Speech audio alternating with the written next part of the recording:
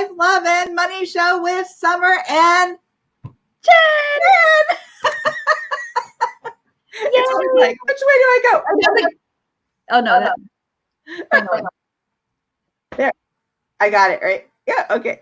Hey everybody, welcome to the Life, Love, and Money Show. And today we have an exciting show for you, and thank you for joining us. Yes. We are on, and we are going to be talking about what, Jen? Help! I'm with a narcissist. Oh, fun. Not really. Not really. What is it to be a narcissist? What does that mean? I mean, we use that word like, oh my gosh, that's so narcissistic. So, flagrantly. Like we just like, whatever, we can use that word. But do we really understand what that means? Because that's pretty significant. It can be pretty serious when you're saying that about somebody. So I really, from the start, I want to go over, what that is.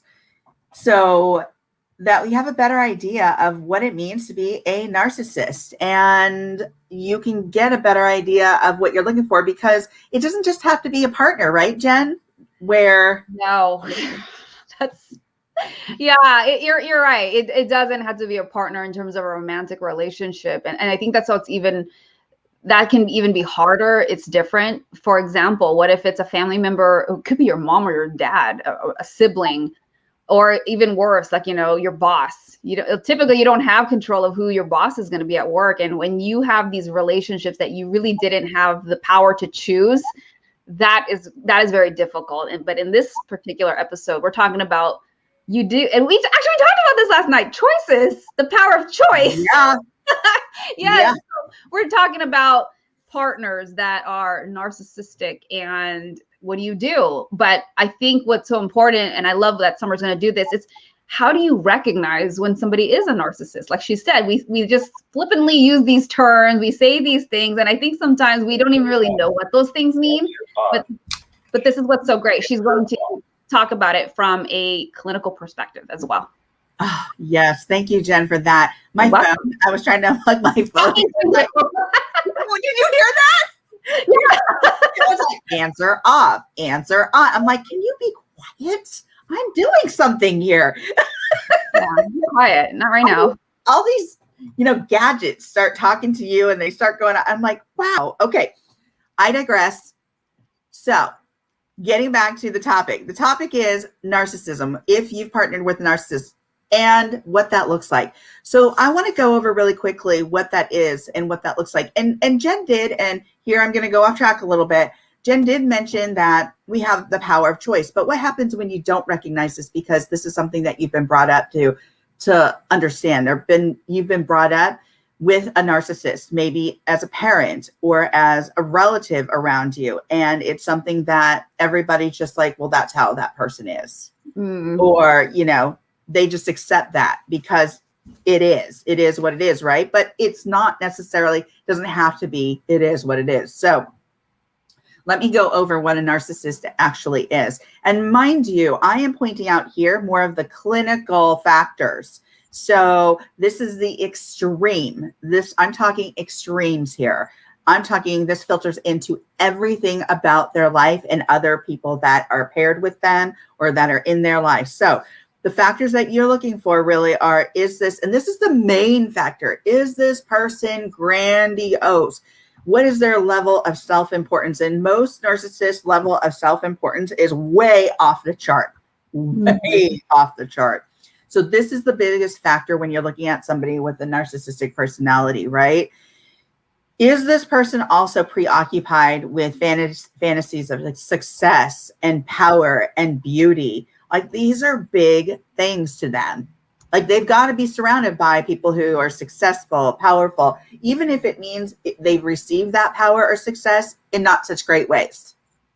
Does that make sense? Oh my gosh. Yes, it does. And as you're saying these traits, I'm just thinking people or examples of people. I mean, I may not personally know them, but right. I'm thinking, okay, yeah, that person. Yeah. And there's some glaring examples out there that we all are familiar with. So it's like, there's glaring. Yes. And so this person requires excessive admiration. And this is a huge trait. They need to be oh my God, praised about everything and that they're so great and wonderful. Oh, okay. So I get praising other people. I love doing it, but this person yearns for it. They have to have it. Otherwise, you're not part of their circle. You just, I have a quick question. I thought about this when we were doing this on Instagram Live. At what point does the person, this last thing about being excessive with admiration, yeah. At what point does it flip over from being conceited? Or is that a very blurry borderline thing? Or how does that's very border. Well, it's very blurred, number one, but two, it isn't even that they perceive themselves as being conceited. It just is. This is their personification. This is who they are. This is deep within them. This is their personality. So it's something that is going to remain with them. In many instances, if they've had these traits that are just, that make them up, that actually fill their soul, that's something that's not going to be easily done away. Like it's not an easy cure. Let's put it that way. If they're 18 and they pass that line of okay, go, it's like that Monopoly board and they keep going past that go. Yeah. It's done. That's it. I mean, for the most part, that's how I see it, because I worked with a lot of people with PD or personality disorders. And when you get to around 18, you're just like, ooh, that's going to be tough to change in regards to personality, right? Okay. Yeah. So yeah, and that even conceited is minimal to what we're talking about, and that grandiosity, right? So that's pretty much off the charts. This person also who is narcissistic likes to exploit others, and they will do that at any cost. They don't care. They don't care. Why? Because the next trait is empathy. They don't have any. So if they exploit you, it doesn't matter. They don't care. So, I mean, these are extremes. These are extreme traits. Lack of empathy, exploitation, self-importance, grandiosity, entitlement. I mean, feeling that entitlement, like they can get away with anything. And maybe they do, because they're so sneaky and so arrogant and so grandiose that they're like, nobody's going to question them. Nobody's going to hold them to task. Nobody is going to hold them accountable for their behavior, because they think they're so far up here.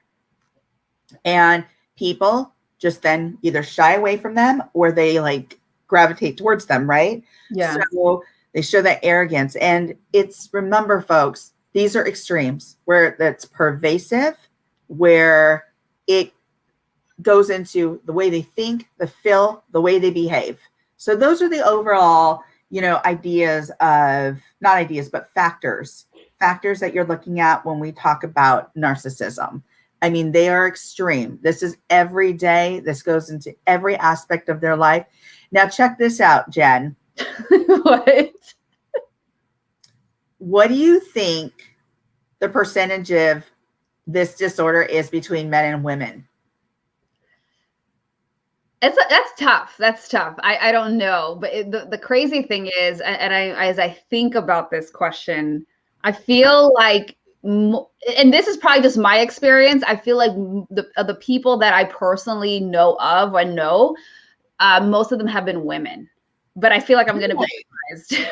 That is so interesting. Okay. So why would you say that?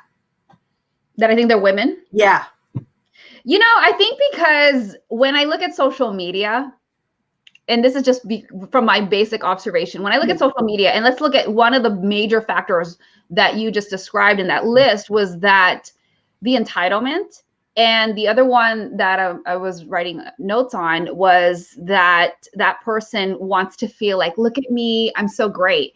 And I feel that is so much exuded in post and social media. Yeah. Like there's selfies. And I almost feel like I can tell the difference when it's like, there's a selfie because you're sharing, but then there's a selfie where I can tell it's like, there's no rhyme or reason to the freaking post. You just wanted to get, you just wanted to get, vanity metrics. And that's why I think I don't see guys do it as much. And I only see women, girls do it. So I'm a lifestyle blogger, and that's why I gravitate towards it being women, but I know you're going to surprise me.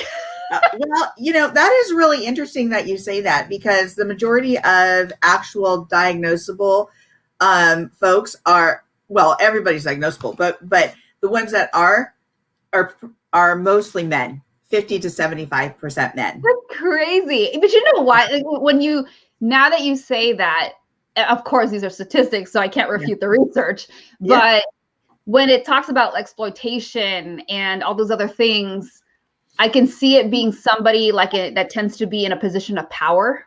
Yes. Or wants to be in a position of power. So I can see how they can have these manipulative types of traits and characteristics, thus leading to being a narcissist. Yeah. Oh, absolutely. And again, we have to go back and look at who raised them, what was modeled for them, what environment they were brought up in, because a lot of that just doesn't come out of nowhere.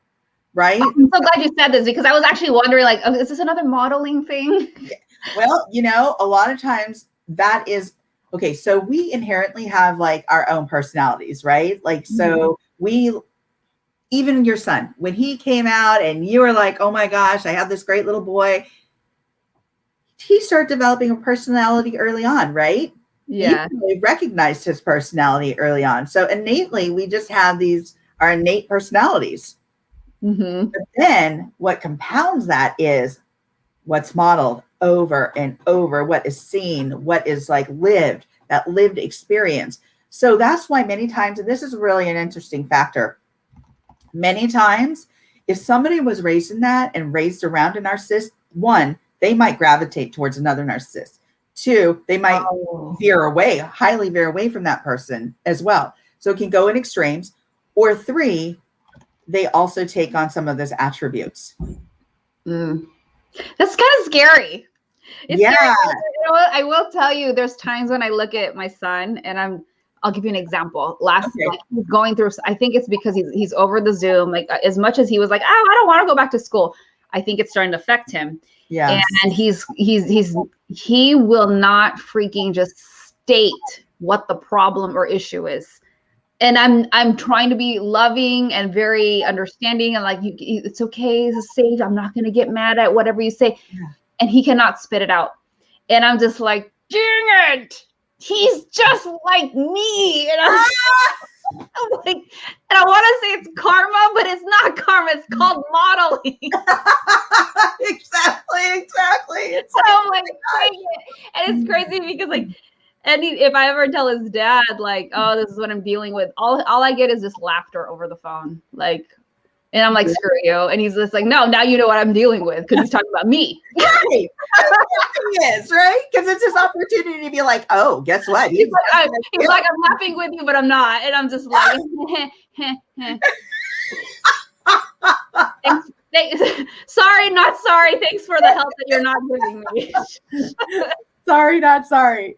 So I love that, because it is about modeling. And so I'm going to go back to this point that you made. It's really interesting, because if you were raised in that, and that's what you see day in, day out, day in, it is really hard to separate from that in regards to how do you even see that that's an issue if that's somebody that you're raised with. So here's the deal, folks. If you see, and I'm going to tell you right now, like, just giving you a couple of ideas, just as like high alert kinds of things. When something goes wrong, and I'm talking to the extreme here, extreme. I don't want this to be confused with like, oh yeah, that person's a little arrogant, or that person's a little bit like, no, because that's not what I'm talking about. And most people aren't diagnosed with narcissism, right? only 1% of everybody is like, has this personality disorder, this PDO, right? So only 1%. That's very, very small. And I'm telling you, it has to be extreme in relation to, how this affects your everyday life, how this affects them, and what that looks like for them. And the biggest factor is self-importance, is grandiosity. How grandiose are these people? So what I want you to do right now is I want you to think about these questions, because it's like, help, I'm with a narcissist. This is what we're covering today. Yeah. So what can they do? Oh my so what God. can you do? What can you do? But what to look out for, right? So when something goes wrong, does that person always say, it's your fault, it's her fault, it's somebody else's fault? Big factor. First of all, somebody can't take personal responsibility because we all have a level of personal responsibility no matter what the issue is, right? Always, always, always, always. You ever realize, do you ever think about this, Jen, that you're in a situation, and even though your friends might have done something wrong or, we're around you, did you ever think about oh gosh, this is part my responsibility because I actually am around these people all the time. I choose to be around these people.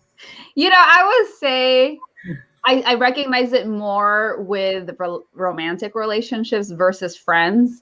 Because I think I do a much better job with the friends. What I'm talking about, in the past, I just think, but yeah, the short answer is yes. There are many times I'm complaining about the other person, complaining about the situation, the circumstances, and all these other things. And then I'm just wait a minute.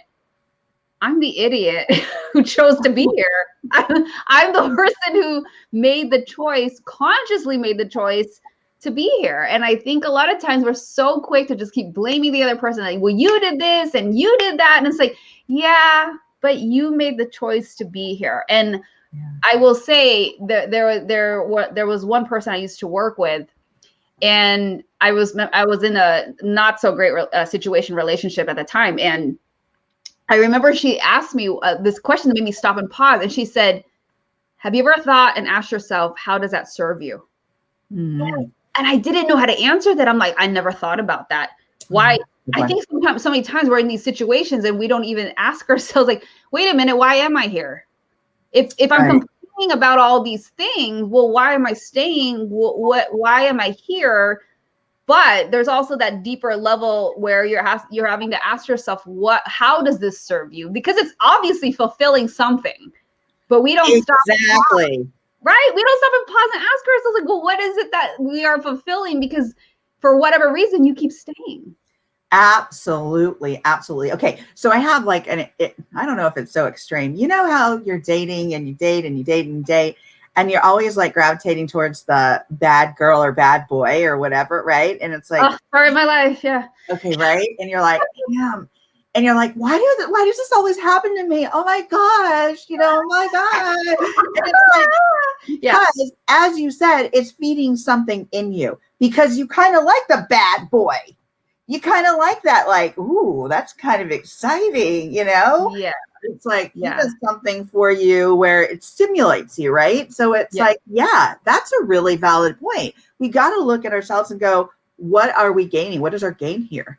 What is this doing for us? Meaning somehow, and it doesn't even mean I don't mean it in the sense that, oh my gosh, I'm going to get this and this and this from this person. No, it's more how is this person feeding my soul? How is this person feeding this energy? And a lot of times we don't see the behavior that we're that we're pulling towards us. Yeah, and that is so many key points. I'm totally putting myself in that situation and everything that you just described. And it's so crazy when you stop and look and you're why am I continuously choosing to be in that situation instead of going why am I always in this? It's you're the one putting yourself there. It's so dumb. It's yeah, hello. You're the one that keeps saying yes to whatever these opportunities are. But it's just crazy when you start to do that self-reflection. Well, yeah, and it's you don't have to be the damsel in distress, so to speak, right? It's you have that choice, and that's something that's really important that you brought up. We have choices, but a lot of times I think, and this is really where it gets tricky for me, is when somebody's brought up in that, somebody is raised in that, somebody that's been modeled for them over and over and over and over and over. How did they actually step outside of that and see that that is not okay behavior, that is an actual issue? Yeah, I think that's what's so interesting too, and crazy, because when you start to get accustomed and it just becomes the normal. Yeah. That's a dangerous place, I think, because now you're just so used to it. And then when other people, friends that care about you come around and they're saying are you sure you're okay? Have you thought about XYZ? and you just start, and I'm saying this from experience, you start to just like, okay, I'll listen, but you brush it off. Yeah. And then you start to rationalize, like, well, I've been in this for so long, or, well, I really love them. Oh, but when it's good, it's good. It's just when it's bad, it's bad.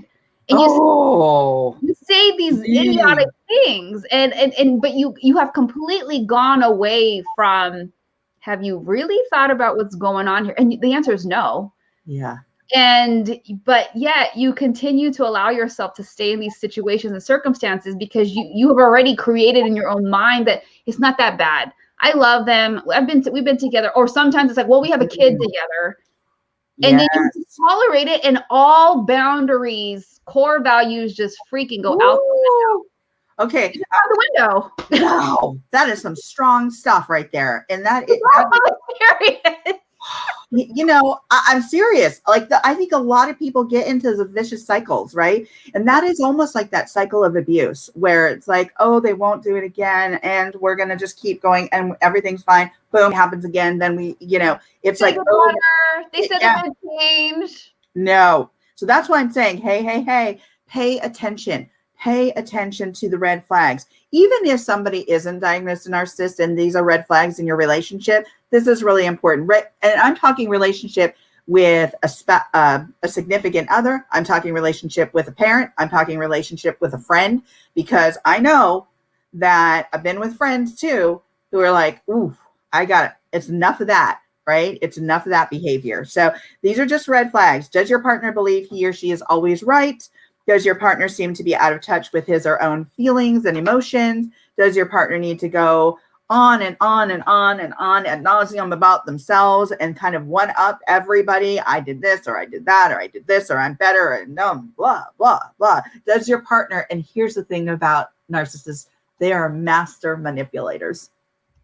So, oh my God. So sounds so awesome. And here we are as humans, we all manipulate a little bit, right? Because we do it because of survival. I don't know if you've ever seen like somebody, who just is struggling and they need to survive, and they're going to do things to manipulate, situations so that they can survive. And sometimes we don't even understand our own manipulation patterns. And so does your partner manipulate you? Have you come to realize that, that maybe your partner doesn't care, isn't tapping into your emotions? Maybe they don't care about your emotions. Is that something that you recognize? It's so important. If that is something you recognize, that there's no empathy there, that's a huge factor too. Because first of all, do you want to be with a partner that doesn't have any empathy? I mean, if you're sick or if you're just not feeling up to it, you want that partner to be there on good and bad times to lift you up. As do you want your friends to be there. Hopefully your parents or the caretakers that have raised you are there to do that for you, because there are situations where when your parents or caretakers are just totally off the charts, I mean, you got to set boundaries for them as well. Yeah. It's the way it goes, and you have that choice. Okay, remember what I called it the other day? It's a freaking superpower, folks. Choice is a superpower. Yeah. Oh my gosh, it is.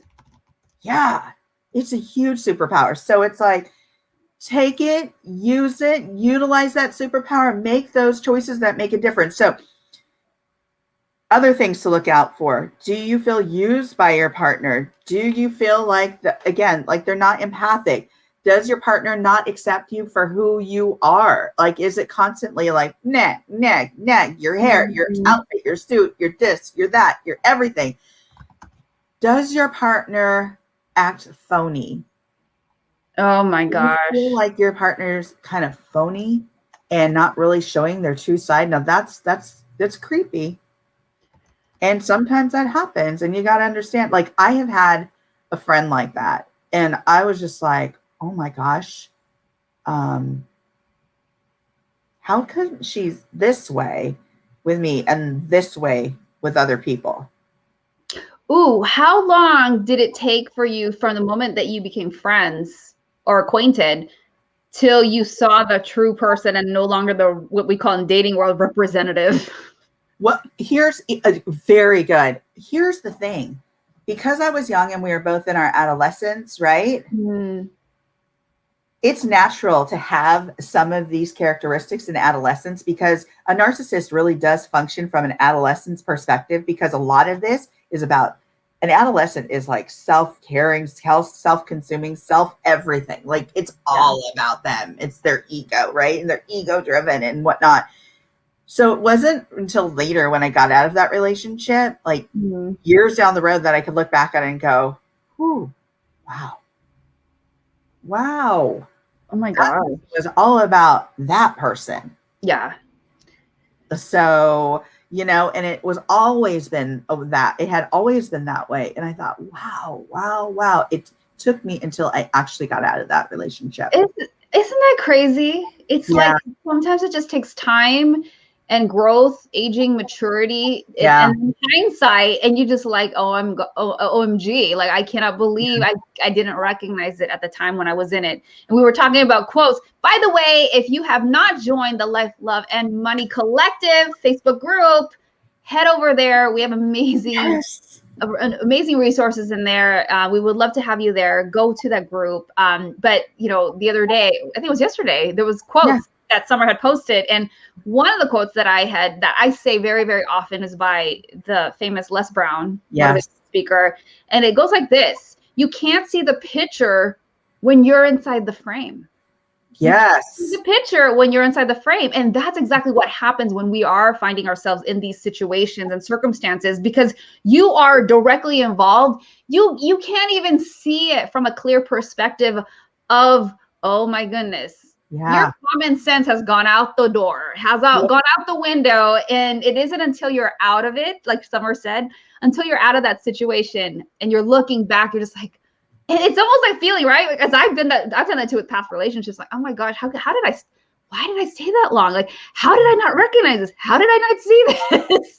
Seriously. Say hindsight's 2020. I know. It is serious. Like, I'm telling you what, Jen, and I'm like looking at all these different things. So sorry about the distraction. But a lot of times, and I think that quote is really significant because a lot of times we can't see it. And I couldn't see it because I was also in adolescence as well. And so a lot of my functioning was from like either the, oh, woe is me, or, oh, I don't need that today anyway. You know what I mean? So it was kind of vacillating between like, oh, I'm going to be the little, oh, feel sorry for myself, or I'm going to like, be like, okay, well then I don't need that, So it's like, I was functioning in a real, I think it was just part of the growth process in a real adolescent way. And so you don't see this until pattern after pattern after pattern after year, you see how that personality grows and how there's like a lack of empathy and how that person can shut down and just close you off. So oh my God. When that happened eventually and I separated from that, I was like, wow, holy cow. How did you do that after so many years? Right. So it's like, I thought we were really great friends. So, to shut that down, that was really disheartening and sad. It is. Yeah. It is. I've been there. It is. And then you realize like, okay, I definitely was not looking clearly. I definitely was ignoring red flags. I definitely did not set boundaries. But with everything, we all make mistakes. And the important thing is that we learn our lesson from it. And then we use that to help us make better choices moving forward. So everything is an experience and a learning lesson. Yeah. Absolutely. And here's the other thing too, because you're growing and you're trying to understand, these relationships and trying to understand personalities, you're going to go through some of that stuff. And it is important to go through some of that stuff because it gives you a better idea of what you choose to have in your life, how you choose to direct your own life rather than having other people direct your life. And here's the next thing. I think you mentioned this early on, and it's so important. What were you gaining from that relationship that you really liked? How was that relationship serving you? Because there were certain things that I really liked about that relationship at the time because it was serving my need to like have a good time. And so it was like, I knew it. Like I knew it too. So to a certain degree, I also chose to be there for whatever reasons. We each have our own reasons. And I think that's so mature to think about that and ask yourself, why were you there? Because if you don't stop to do that, you might find yourself repeating that. And like we were talking about earlier, you might ask yourself, like, why do I keep finding myself in these situations? Why do I keep attracting the same kind of guy? Or friends. Yeah, or certain types of friends. Absolutely. Yeah. And it's because you haven't done the work. You haven't stopped to analyze, what is it that you want? What are your values? Where are your boundaries? And there's nothing guiding you. And then you're just asking yourself, you think it's everybody else, but the common denominator here is you. And it's you that you have to also understand that you attract what you are, not what you want. You attract what you are, not what you want. So if there are things about the other person that you do not like, and you're asking yourself, like, why am I with them? That should be something you need to reflect on. Hey, now my question, and that's a good one, but my question to you is, we're always talking about, you know, you want to attract what you want, right? Or so isn't there's a big push to that too, and being very cognitive about what you do want, because I also truly believe that if there's something that you want out there, you're going to put it out there. You're putting it out there, and it's going to come back to you. Yes, that is such a great point. And this is what I will say, because as you know, offline, I've gone through this. You have to become that. Yeah. You have got to do the work. And when I say do the work, I mean, you got to stop and analyze, what is it? Why are you making certain choices? Why is it that you're repeating certain patterns? Why, you know, are you devaluing yourself? All these things, you gotta really take a look at these things. And again, go if you're trying to wonder, like, well, that sounds great. Well, where do I start? Go to the group. Go to the Life, Love, and Money Collective, our Facebook group. There are some resources in the units that'll get you started. Summer has an amazing book. It's comes straight from the book about core values. Too often, you're not even starting there. You don't even have core values outlined in your brain. So there's nothing guiding you. And then you're wondering, why is all this crap happening to you? Because there's nothing guiding you. Yeah. And so for me, when I look about my own personal situation, yes, true. I knew what I wanted. And then I was asking myself, why am I not getting it? And that's when I had to stop and pause and realize, like, I have to, at least, I'm not saying you have to arrive, but what I am saying is you have to be aware of, are you putting yourself in that pathway, in that journey, in that trajectory of moving towards what it is that you want? And then you will see a difference about what kind of people come into your life. And it could be friends, it could be romantic relationships. But if you are not doing that, you're going to be stuck in the current cycle that you are. So, you know, for me, like it was a very, very clear thing where I was like, okay, I want this. I keep saying I want this, but am I becoming that? Yeah. And a lot of times we're not doing that. So if you're not putting yourself in a situation to become what it is that you want to attract, that's where you have to start asking yourself, well, why are you not doing it? Why are you still preventing that from moving, preventing yourself from moving towards that? Because if it comes down to the results. You have to look at what is manifesting, or what is life, or who you're with. And if you're not happy with that, that is, like, for me, that was like the signal saying, like, yeah, you got some stuff to work out. Yeah, good tips, really good tips. Because seriously, I think it comes from within.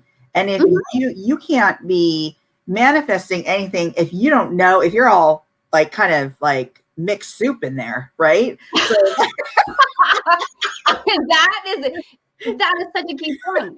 If you are mixed soup, ask yourself, hey, that's probably why I'm attracting somebody that's confused. Right. You're complaining about the other person. They don't know what they want. They don't have any ambition. They don't know where they're going. Have you asked yourself if you're in that same boat? Right. Exactly. Because you might be mixed soup. And if you haven't really figured out, like, what it is that you value and what it is that you're seeking, why should anybody come towards you, or why should you be attracting anything? Because you're confused. And Jen had mentioned the book, and here's the thing. We may think like, oh gosh, these are the values we're supposed to have. Now I am telling you out there, folks, I want you to take a deep dive, and this is serious business here. Take a deep dive into your values. because I'm not saying that you should have to do this or you should have to do that. But what I am saying is there are some guidelines to understanding your values. And that book that I've written actually takes you through some strategy to understand those values. You might have been raised to think A, B, or C. But what if you are struggling with that? What if that is not in alignment with who you are? It is okay to say that person's values are fine by them, but mine are such and such, and hold on to those values. Understand what they are, write them down, go back to them, because that's going to be your launching point. That's going to be something when you start getting mixed soup again and you start getting confused, right? It's going to be something you can go back to and go, aha, I'm straying too far away from my value system, my core values.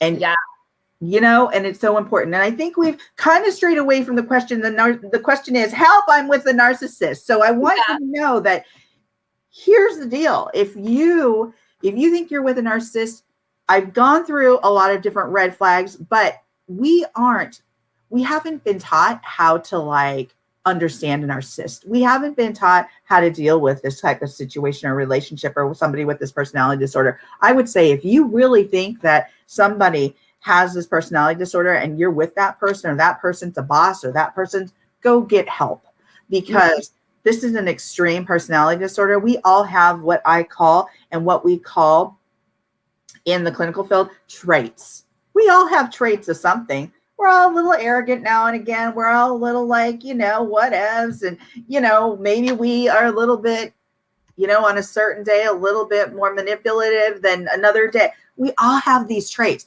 I'm saying these are pervasive traits. These are pervasive factors, not just traits, but factors in somebody's life that are infiltrating every area of their life, in business, in relationships, in friendships, in every aspect. So this is an extreme. And there's certain criteria that you have to meet, but I wanted to make sure that you had an idea, you know, of what a narcissist actually is and what you're looking for. But if you're in a tough relationship and you feel like that they've covered some of these factors, or we've covered some of the factors, and alerts you to some behavior that doesn't feel good for you, then get some help, get some support. Yeah. Join our collective as well. Join our collective. And here's the other thing. If you've missed any of this, go to our YouTube page right now. Right now. Go right there, right below. Subscribe to that channel. Yeah, absolutely. Thank you, Jen, for that. Yeah, go right now to our Life, Love, and Money with Summer and Jen show YouTube page and subscribe. Please subscribe. All right. I think we've covered it. Now we're out and we're down to our nugget. That's right. It's not playing.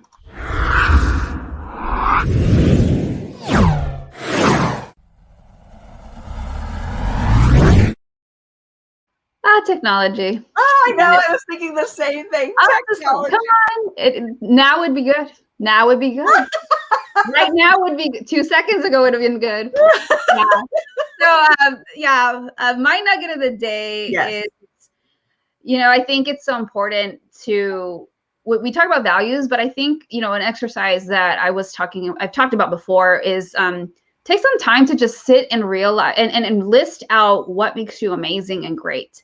Because I think oftentimes you find yourself in these not so ideal relationships. And I think we forget, and I'm talking from experience myself. I think we forget how amazing we are. I think we forget what we really, truly deserve and what we are worthy of. And you lose sight of that. And I think the more that you can have gratitude and recognize and list out what makes you amazing, you will start to realize, like, I am so amazing. I deserve better. It will start to help you question, why are you staying if you are in this situation? And I'm telling you again, and I wasn't with a narcissist, but I was not in a good relationship before. And I think the more that I started to analyze, okay, I'm so worthy of so much better. It was easier. It was still hard, but it started to help me get on this journey of realizing I can move away from this. I can walk away from this. But until you start to reinforce and remind yourself of how amazing and great you are by listing out these traits and qualities of yourself, you're not going to see it. You're just going to keep continuing through life. So my nugget is for you to just list out why you are so amazing. And as basic as that sounds, many of times we don't do it. I love that. List out why you are so amazing. I'm writing this out right now because I think we do, Jen. I think we do forget, how many great qualities we each have. Yeah. And I think that it's like your values. If you know what they are and you know what your qualities are, you can lean towards those qualities, meaning that if you lean towards them, those are things that are going to take you through the world, that are going to take you through your life, that are really going to benefit you if you know what your wonderful qualities are. And I think many times I was really fortunate. I had a mom who, she made her own decisions and that was her life or whatnot. But the way she impacted my life from early on was she used to tell me, you can do anything. You're beautiful. You're kind. You're outgoing. You're driven. You're resilient. And she used to tell me all of these things, maybe not in the specific ways, but in her own way. And she'd say, you can get any job, but one of the things I want you to do is be happy doing what you're doing. And that foundation. I'm gonna cry. I know. I'm telling you. I'm gonna cry. No, it's not my nugget, but here's the thing. I'm piggybacking on your stuff. I know. It was so great because having that in my life, having that helped me.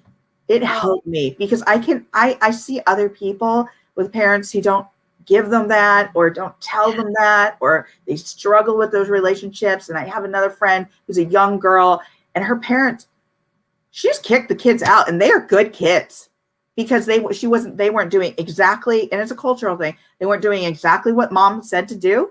Yeah. She was a single mom. She said, you're out. I mean, these kids went to church. They did this, they did that. I mean, everything you could possibly, they weren't getting into trouble. None of that. But because they weren't doing exactly what she wanted. And I thought to myself, you know what? At least my parent gave me the freedom to actually figure out what it is that was right and not so right for me. At least she was okay. And not condemning you. I think that's so key when you share with me how your mom spoke to you. Yeah. It was never in a condemning, and I do think it's a cultural thing. Yeah. Your mom was coming from such a loving space, and I think that makes such a huge difference. Because even for me, being a mom myself, I love hearing your stories because it really does help me to be more cognizant of like, how am I speaking to my son? What kind of modeling am I showing him? And all these different things. And it is so important because let me tell you, the way she was raised was significantly different than how she raised me. And so I really praise her for being able to step out of the modeling that was done for her and model for me in a different way. Love it. I'm just going to leave it at that because seriously, your nugget was so good that I just had to piggyback off of that. So you know what? We're going to go with that. People, have an amazing day. If you've missed any bit of the Life, Love, and Money Show with Summer Jen, please go over to our YouTube page and subscribe. If you want to be part of an incredible girlfriend club, be part of the collective, the Life, Love, and Money Collective, which you can find on Facebook. Do that now. Do that today. And share this with your friends because you never know who might need this information today. And thank you, Jen, for being an amazing co-host and partner. Oh, my gosh. Same to you. I love you. You are so awesome. I love this. All right, guys. Catch you next week. Thanks. Thank you for watching the Life, Love, and Money Show with Summer and Jen. Dr. Summer Watson is the owner of the production and coaching company Core Women, LLC, is a doctor of psychology, has a depth of experience working in both for-profit and nonprofit in human services and mental health, is a professional coach, seminar host, documentary film producer, and an author. Jen Fontania is a former financial advisor and now a certified money coach, speaker, and has published 6 books. She has worked with organizations such as the Walt Disney Company, Warner Brothers, Target, Goodwill, and the U.S. Air Force. She loves working with women and helps them master their money and mindset to empower them to build the ultimate life without worrying about money. Join Summer and Jen every week as they go live on the Life, Love, and Money Show on Instagram, Facebook, Twitter, YouTube, and LinkedIn.